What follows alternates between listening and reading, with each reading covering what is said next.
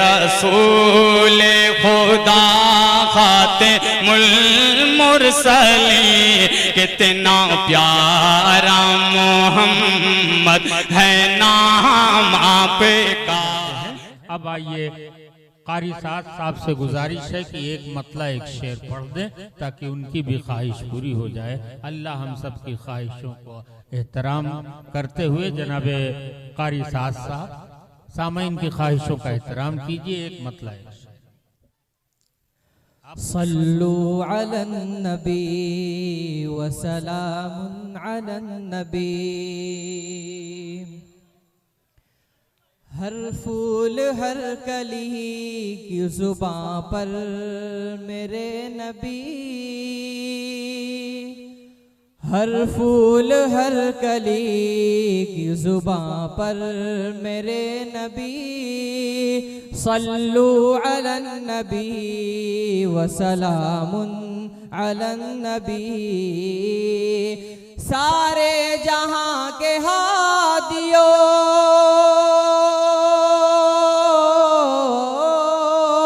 सारे जहां के हादियों, रहबर मेरे नबी, सल्लु अलन नबी व सलामुन अलन नबी, सल्लु अलन नबी व सलामुन अलन नबी। महके पसीना आपका कुछ इस कदर जनाब, मुश्के खुतन हो जैसे कि खिलता हुआ गुलाब, दुनिया मिसाल आपकी लाए नहीं है ताब, रब ने बनाया आपको इस कदर लाजवाब, रश के गुलाल लालो,